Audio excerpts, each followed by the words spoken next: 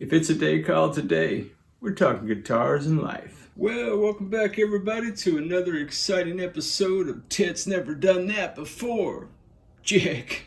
No guys, it's Ted Talks Guitars and Life, although I've never really tried what we're going to do today to the extent to which we're going to do it, my friends. So you are looking at the guitar neck of Old Red. Now, the neck is 21 frets. I believe those are nickel, and they're more of an old school vintagey Fender thin style fret. They are not medium jumbo. They're narrow frets is what I'm suggesting to you, okay? That is a 4mm truss rod, and it does work. We got that going for us. Hey, Yard, at the first fret, you're rocking 20.5, which is pretty thin. And then up here at the 12, now it's not as thin as you like it, Yard. I know you're a 19 guy, 18, 19 guy. All right, at the 12th fret, we're rocking 22.5. So from my player feel, that's a really thin guitar neck compared to some other guitar necks I've had through the shop. So in today's video, we've got a couple of exciting opportunities. One opportunity is we get to do fretwork. Yay! Yep, we're going to level these frets, assuming we have unlevel frets, and I'm expecting we have a couple. We also have some significant fret wear. It's not like grinded into the fret as far as I can tell, but you can tell there is some indentation there. So we're going to need to be filing all the frets regardless whether they're unlevel or not. And as I said, I'm thinking maybe that we will have some unlevelage.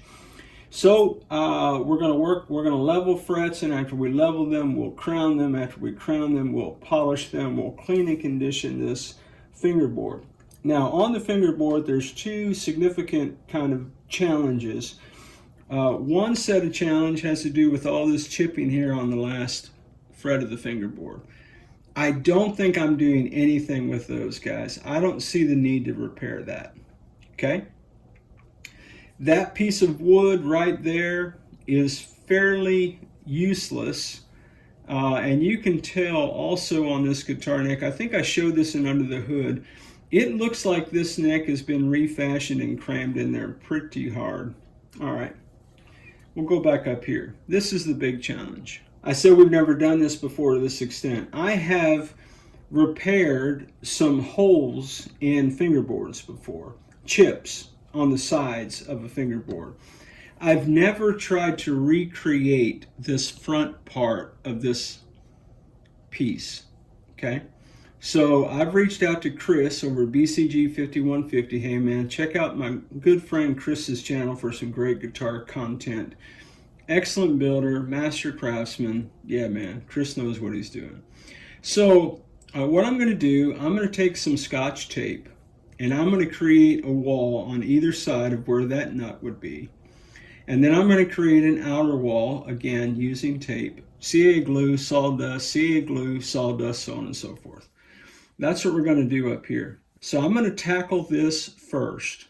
I think I might, now that I think about it, I might make a concoction of Rit dye and sawdust, fill that hole with. And well, I don't know what's going to happen, guys. Hey, we never do on the channel, baby. That's what makes it such fun. So guys, man, if you fancy a neck adventure, and you know I love a good neck in the morning, baby, why don't you run on out to the kitchen, man, grab yourself a snack, a Diet Coke, some popcorn, whatever you dig, baby. Meet me back here at the workbench. Let's get into it. All right, my friends, welcome back. I did find my chocolate brown red dye. We're going to set that to the side for a minute. We're going to focus on creating our walls first, okay? So I've got some plain old Scotch tape. What I'm going to do, I'm going to take the Scotch tape and I'm going to put it sticky side out over this Guyker nut, a little something like that, okay? And then I'm going to put this Guyker nut down in that hole.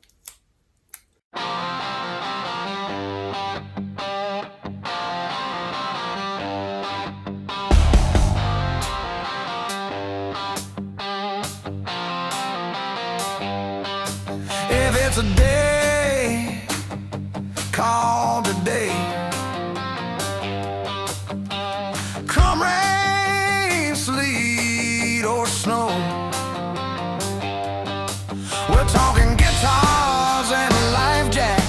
Get your popcorn, a Diet Coke, and come on to the show. Let's go. Ted Talks Guitars and Life. Ted Talks Guitars and Life. Ted Talks Guitars and Life. Once upon a Tuesday night, Ted's talking guitars and life.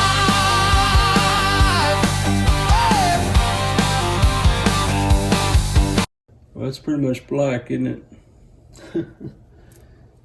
It's pretty chunky monkey right there. It's alright, that's why we got sandpaper.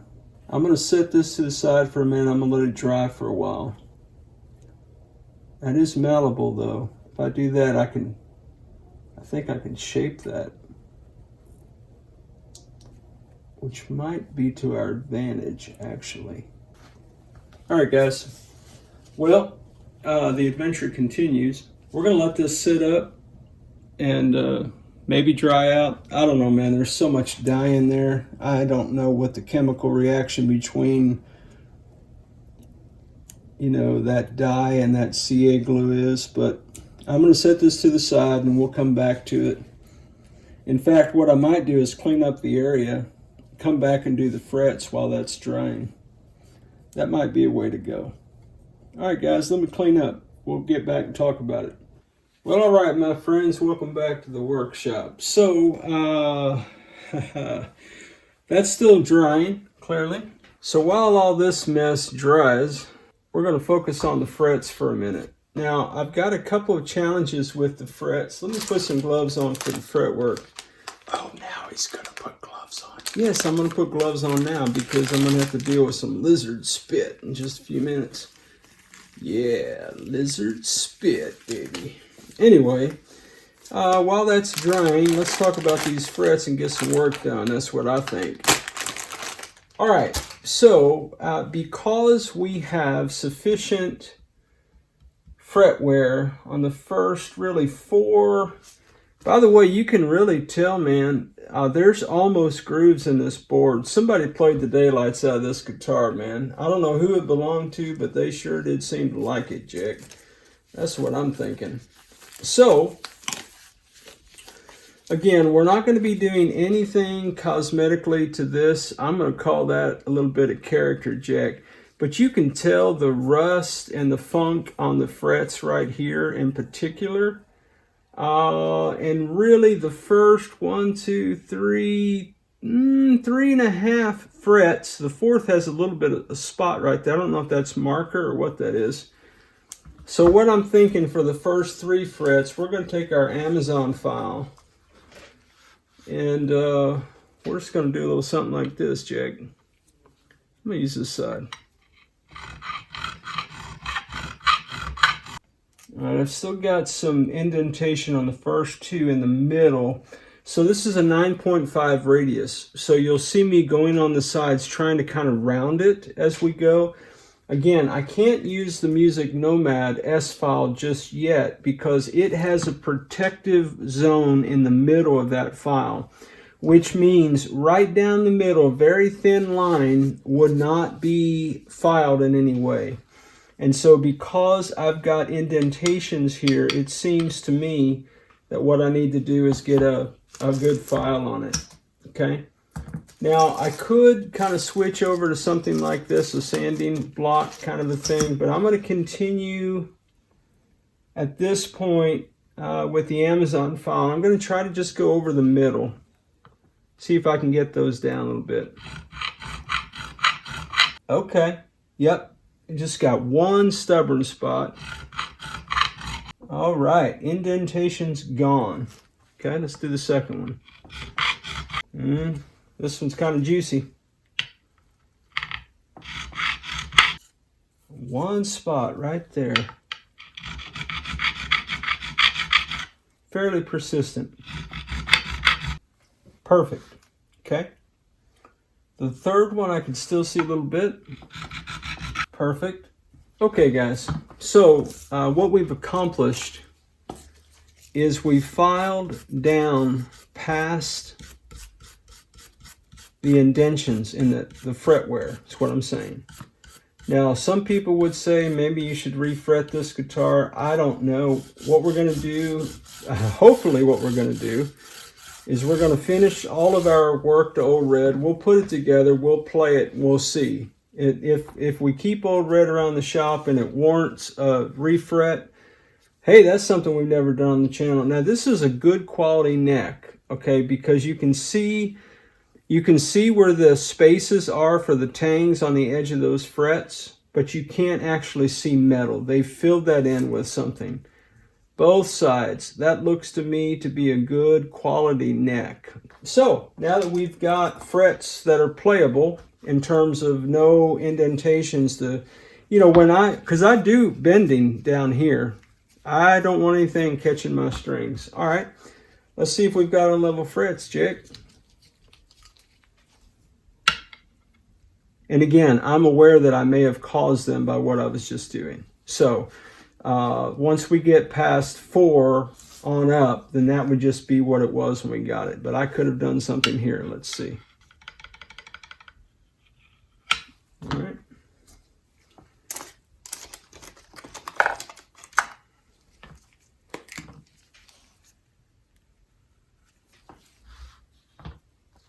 All right, guys. 1, 2, 3 high frets. I'm going to deal with the ones that are below 12.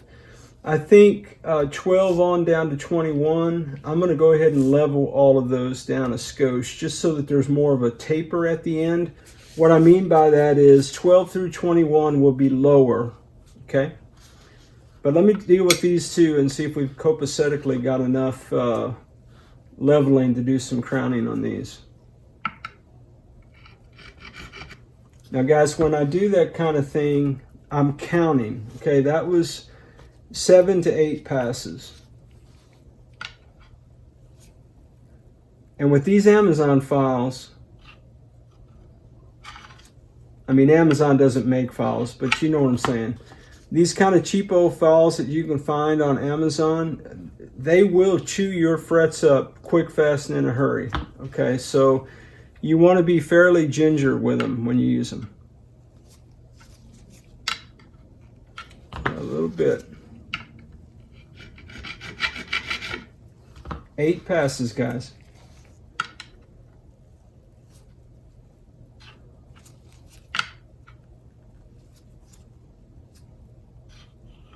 Okay.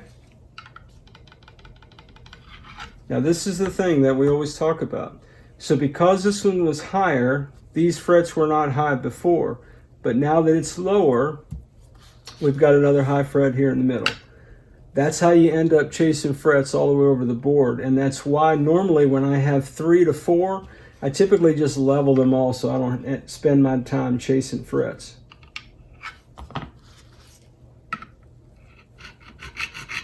That was 10.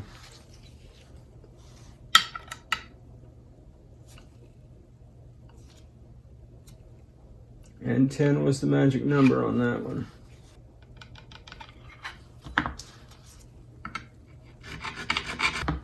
That was 8. 8 was the magic number on that one. Okay, now we know that one's high. I'm not really worried about that one. Why is that? Because we're about to do all those.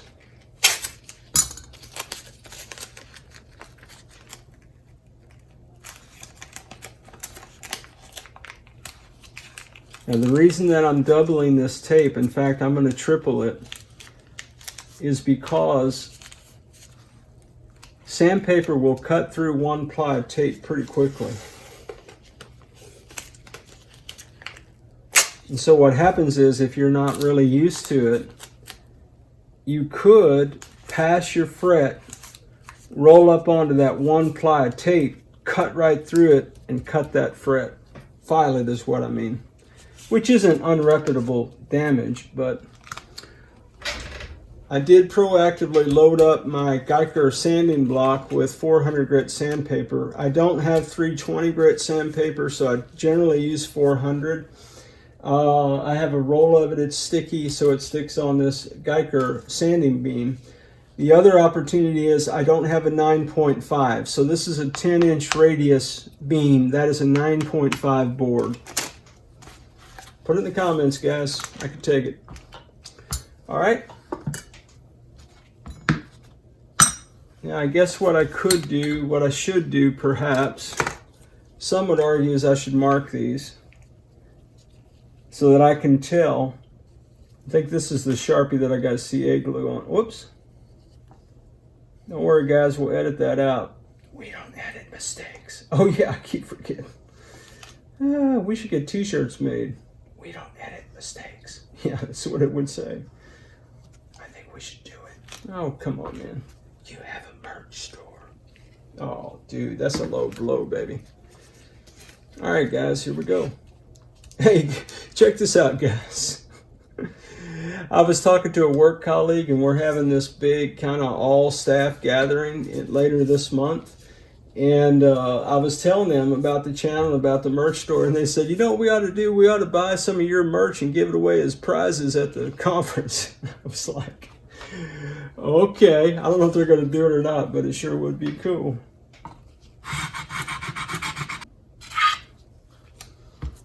All right, guys, we've got level frets. Now, just because I'm me, being me. Oh, look at that, guys. That tape took all that poly off there. Look at that. That's all right. It's all coming off anyway, baby. It's too sticky for my player preference. One more thing to do on the neck. Sand, baby. Sand. And we will be for doing that. Because if a piece of tape can pull that poly off, I'm questioning the legitimacy of that poly job. Look at that.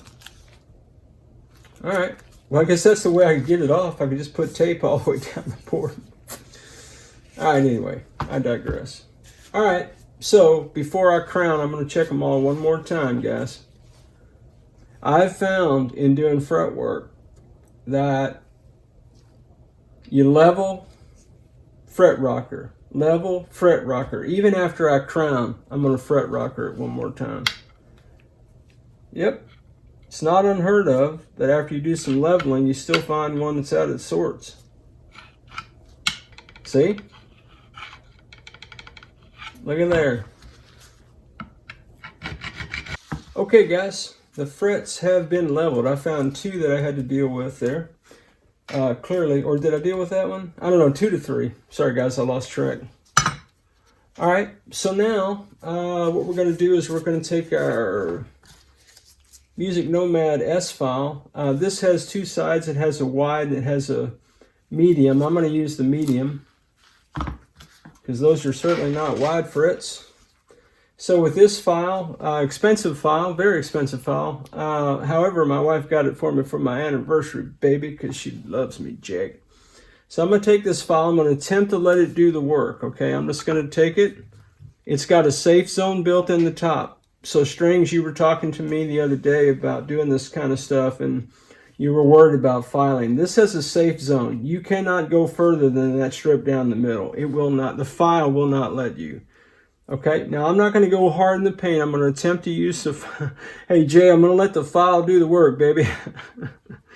Oh, Jay's been such a help to me, man. Really an encouragement. If it's a day called today, another guitar, some stories, and a video.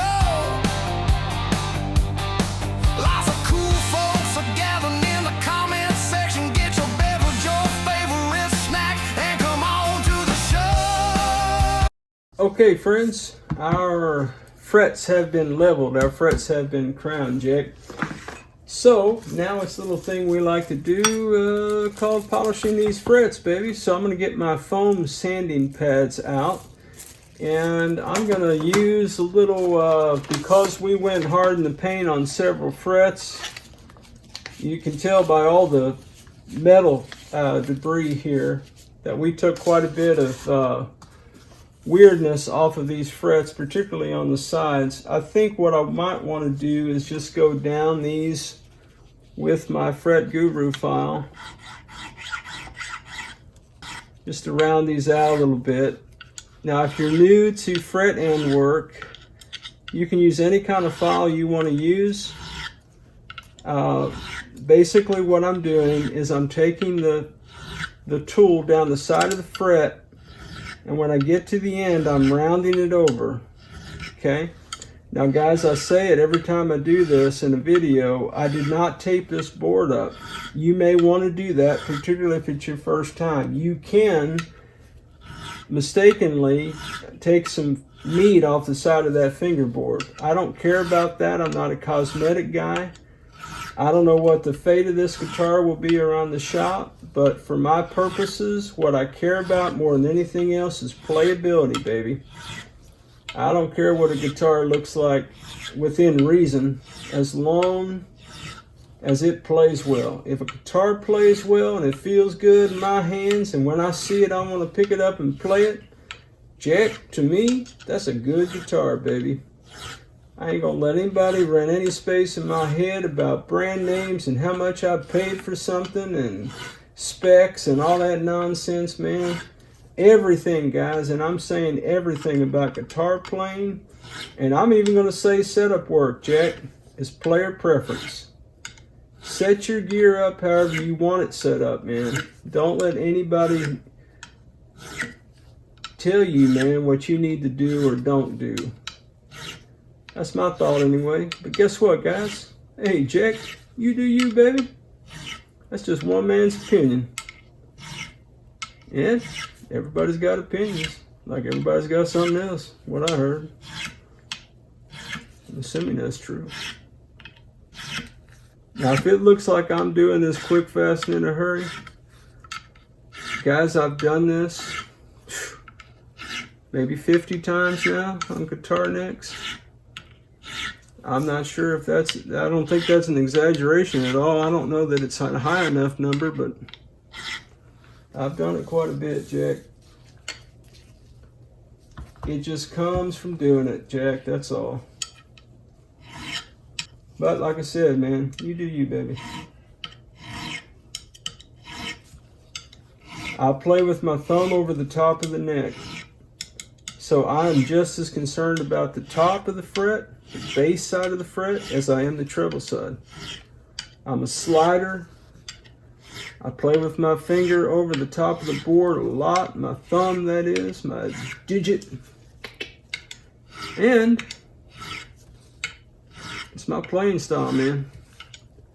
If you don't play with your thumb over the top of the board, you may not need to ever worry about the top of your frets, baby. But you know what, man? Like I said, Jack, you do you. See, I just scratched that fret all up, but that's all right. We're going to polish, and I did that one too. Getting careless at the end, man. I'm going to need to crown those too.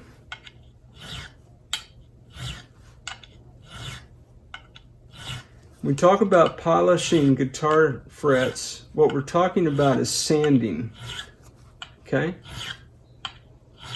And what we're sanding is we're sanding the tool marks out off of the frets that we make while doing things like this. How long do you think it takes that glue to dry, man? I don't know. Should I give it till tomorrow?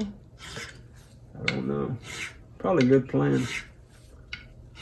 Guys, I'm not trying to make another video and have more content. Lord knows I got guitars laying around this shop that need to be worked on. I'm not hurting for content, man.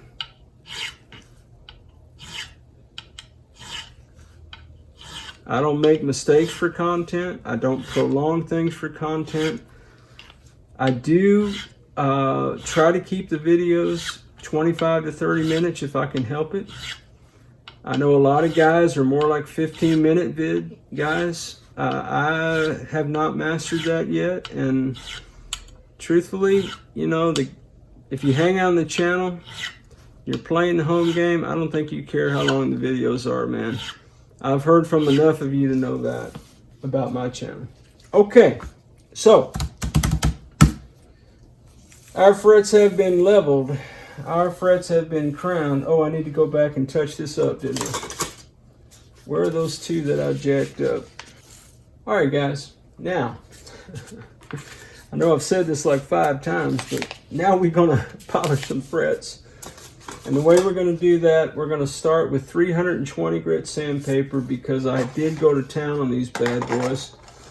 We're going to work our way up from 320 to like 600 to like 800 to like 1,000, 1,200, 1,500, 2,000, 2,500. And we're going to top all that off with some lizard spit when we get to that point of the festivities, my friends.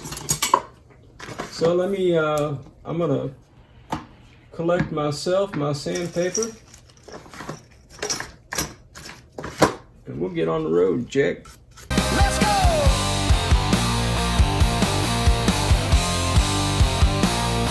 Come on, Jack! Get up to get down!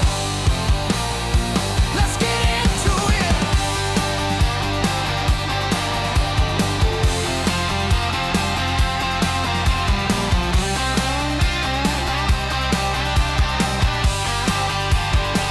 TED Talks, guitars, and live.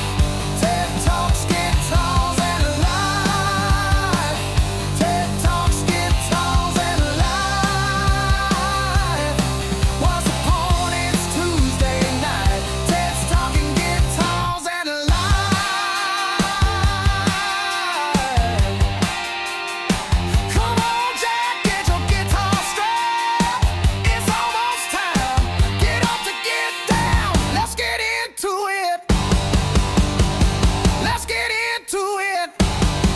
Let's talk guitars and live.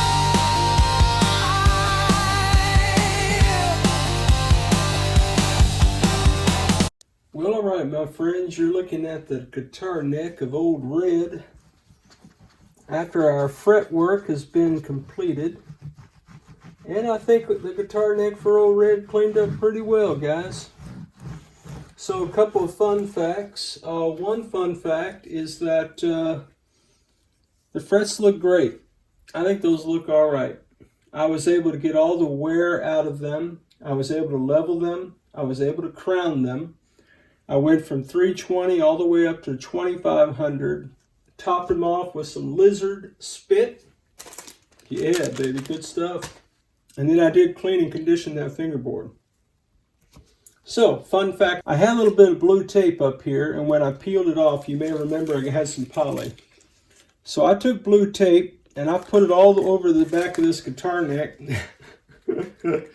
And I got all that poly off the back of that guitar neck, baby. It is smooth as glass, okay? I'm considering throwing some Gunstock 231, my favorite stain, on the back of this neck. I'm also considering maybe some Canadian maple stain. And I'm considering just leaving it alone. What's really fascinating is the poly up here was much more stout. Even though this had chipped off earlier, I put tape on both sides of the headstock and pulled it up, and that poly is persistent, baby. So we may just call that character, Jack. I don't really care. Let me go let my dog out. Stand by. Old Riggins rings the bell and he wants to go outside. Anyway, so here's a fun fact for you. Our repair didn't fare so well. You can tell the one on the first fret looks pretty good. There's a little bit on the side that didn't take, and it didn't take really on the top here. And again, that is because I think initially I used too much sawdust that was too wet. So I had decided when I saw that I needed to touch those up, okay? But I didn't want to do all the fingerboard work and not get the first fret. I figure I can always tape that off, right, and work on it. But I wanted the first fret to get the same treatment as all the other frets got in the fingerboard is what I'm saying, guys, okay? So I went ahead and untaped it. I took a razor blade to it, got it as flat as I could on the first fret. It is flat, guys. If I close my eyes and do this, I cannot feel that at all, which is what we wanted, okay? Now, it is ugly, but I don't care about looks. Can you see that from the 22nd row? I don't know, maybe. But it's flat as a pancake, except for this corner right here. The corner's not as stout as I'd want it to be. So I decided that I would go ahead and treat the first fret of the fingerboard the way I did all the others. That way it all has the same level of sanding, conditioning, cleaning, and all of that. I can always put tape over that, if that makes any sense.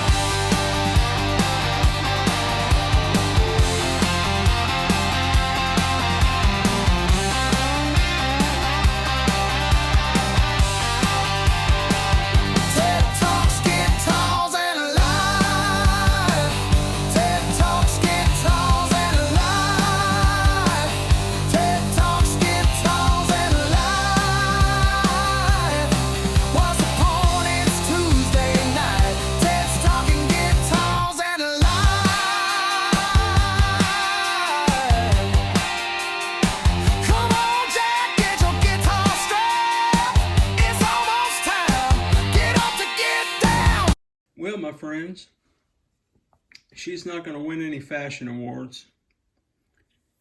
I know it looks probably on the camera like that's chunky and clunky. It is not. Guys, that is smooth. There is no hills or valleys or anything like that. I don't know if you can tell in the camera or not. That is smooth. Discolorization, yeah. Ugly, yeah. Fashion, not so much. But I don't think that's ever going to crack there again, Jack. So, yeah, I tried, guys, to use the dyed sawdust from earlier. It just was not taken. So you can tell here it took a little bit. But this is basically clear CA glue with the regular sawdust that was not dyed. So you got a little bit of color there. So what I'm thinking, guys, that bottom is pretty much flat in that nut slot. The nut slots are not radiused on the bottom. Not here, not this one. So I'm thinking about filing down a nice red Guyker bone nut. Just to draw attention to all this goodness we got going on here. Now, I don't know. Like I said, I've taken the poly off the back. I did put a little bit of finish on here. It is still silky smooth. I will be putting some 2500 grit on here and some Howard Feed and Wax down the road. So I'm thinking about leaving all this magic right here, man. I just don't know why I wouldn't. It's just character, right? And that is just character as well.